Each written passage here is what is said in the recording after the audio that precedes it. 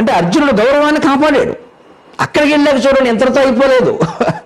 అక్కడికి వెళ్ళేసరికి వీళ్ళు పలకరించడానికి వీళ్ళు ఎడితే ఆయన ఏమనుకున్నాడు, పువ్వులు చిలకరించడానికి వచ్చారు అనుకున్నాడు. ఆయన కర్ణుడు చంపేసి ఆయన ఊహలో ఎన్నాడు కర్ణుడే అని పద్యం మొదలెట్టాడు ఆయన.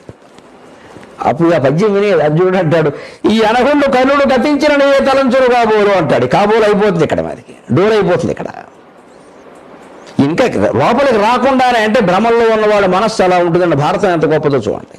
వాడు ఏమో కల్పించుకుంటూ ఉంటాడు, ఊహించుకుంటూ ఉంటాడు, భ్రమల్లో ఉంటాడు.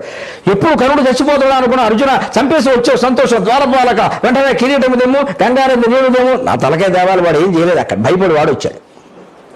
అసలు విషయం తెలిసిపోకుండా మనం మాట్లాడుతున్నాం ఇక్కడ. ఇలాగే ఉంటుంది. అప్పుడు అర్జునుడికి లేనిపోయిన దాడి వస్తుంది. నేను ఏమి చంపకుండా చేయకుండా వచ్చాను, కృష్ణుడు ఏదో పరువు కాబట్టి పలకరిద్దామని తీసుకొచ్చాడు. ఈయన అప్పుడే కర్ణుడిని నేను చంపేశాను అనుకుంటున్నాడు. చంపలేదు అని తెలిస్తే ఈయన నన్ను చంపేస్తాడేమో ఆ కోపంలో అని. అయ్యో ఈ అనగుండు కర్ణుడు గతించిన ఏ తలంచను కాబోలు ఇప్పుడు ఎట్లీ గంటంబు గడుచుట అని ఆలోచిస్తాడు. తిరుపతి వెంకట నాటకం కురుక్షేత్రుడు. కృష్ణుడు ఇలా ఒకసారి దిగి కంగారు పడకు, నేను ఉన్నాను కదా, 16,000 మందిని మెయింటైన్ చేశాం, మనకి ఇది ఎంతసేపు అయ్యా అంటాడు.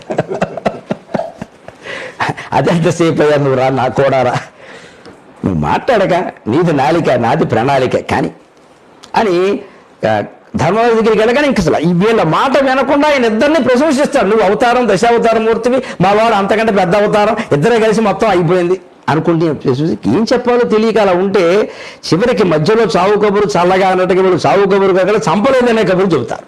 మొత్తం చెప్పాలి కదా. అప్పటికి వెంటనే ధర్మరాజు కోపం వచ్చేసి, ఛే కర్ణుడిని చంపకుండా నన్ను పలకరిద్దామని వచ్చావా ఇక్కడికి, నీ గాంధీవం కుష్ఠుడి చేతికి, ఎందుకు నీ బతుకు తగలబెట్టడం, కుంతి దీని 3 మగపిల్లల్ని కనలేదయ్యా, 2 మగపిల్లలకి 3వది ఆడపిల్ల అంటాడండి. ఆడవాళ్ళు ఎవరు దయచేసి అనుకోకుండా ఈ ధర్మరాజు మాట, ధర్మరాజు కనపడితే కేసు పెట్టండి, నా మీద పెట్టకండి. మళ్ళీ మహిళలను అవమానించామంటే కష్టం. అక్కడ ఉన్న డైలాగ్ చెప్పాను. ఇందులో పాత్రలు కేవలం కల్పితములు, ఎవరిని ఉద్దేశించి నవ్వు కావు. కుంతి 2 మగపిల్లలనే కంది భీముడిని నన్ను 3వది ఆడపిల్ల పొరపాటు మగాడు అనుకున్నాం అంటాడు. మరి పౌరుషం ఎలా వచ్చేస్తుంది? వచ్చేసింది అర్జునుడికి. వెంటనే అర్జునుడు నా గాంధీవాన్ని ఇంకొకరి చేతికి ఇమ్మంటాడా, అలా ఇమ్మన్న వాడు తల నరుకుతారని నేను ప్రతిజ్ఞ చేశా. కర్ణుడు చంపడగానే ఈ ప్రతిజ్ఞ చేస్తాడు. ఇప్పుడు ఇది అనవసరపు ఆవేశాలు, క్రైసిస్ అంటే ఇది.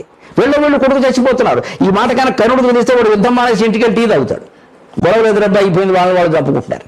దుర్యోధనుడు తెలిస్తే మరీ మంచిది, యుద్ధం మొత్తం విరమణ ప్రకటిస్తాడు. ధర్మరాజు అర్జునుడు కొట్టుకున్నట్టు లైవ్ పెడతాడు వాడు, మొత్తం ప్రత్యక్ష ప్రసారం టీవీలు వాళ్ళు మీరు చేయండి. బ్రేకింగ్ న్యూస్ ధర్మజ అర్జున తగల దెబ్బలాట. మధ్యలో కృష్ణుడు తల పగిలింది. వెంటనే కృష్ణుడు మూడు దగ్గర మైకు, తల పగిలితే నీకు ఎలా ఉంది అంటాడు. చచ్చిపోయి వాడు ఏడుస్తుంటే అంతే. ఇవన్నీ మొత్తం జరిగిపోతాయి. తెలుసు దుర్యోధనుడు చేసే పని, ఇవన్నీ తెలుసు. ఊహ ఇంత క్రైసిస్ ఉంటే కృష్ణుడు ఆశ్చర్యకరంగా పరిష్కారం చేశారన్న సమస్యను. అంటే అన్నదమ్ములు ఒకరినొకరు చంపుకునే స్థితికి ప్రతిజ్ఞ చేసుకుంటున్నారు. నీ గాంధీవం కృష్ణుడి చేతికి, ఆయన చేసేవాడు, ఇప్పటికి ఆయన చంపేసేవాడు. అనవసరంగా పట్టుకున్న పెద్ద బ్యాండమేళ లాగా ఇక్కడ. ఎందుక గాంధీవం? ఎవరిని చంపడానికి? ఎంతో మందిని చెప్పాడండి. 17 రోజులు యుద్ధం చేశాడు. భీష్ముడు పడ్డాడు, ద్రోణుడు పడ్డాడు, బోళ్ళంత మంది పడ్డారు. అంతా అర్జునుడి వల్ల జరిగింది ప్రధానంగా. ఈ పెద్ద మనిషి ఎవరిని గ్రహించద్దా? కోపం వచ్చినప్పుడు అలా ఉంటారు, శాంతమూర్తులు అని చెబుతారు. కానీ వాళ్ళ కోపం వచ్చే వరకే శాంతమూర్తులు ఇక్కడ. వాళ్ళ కోపం వస్తే ఎవడు తట్టుకోలేడు ఇంకా. అంటే వాళ్ళకి అవమానం జరిగితే మొత్తం ప్రపంచం అంతా అవమానం జరిగినట్టే. కృష్ణశాస్త్రి బాధ ప్రపంచానికి బాధ అని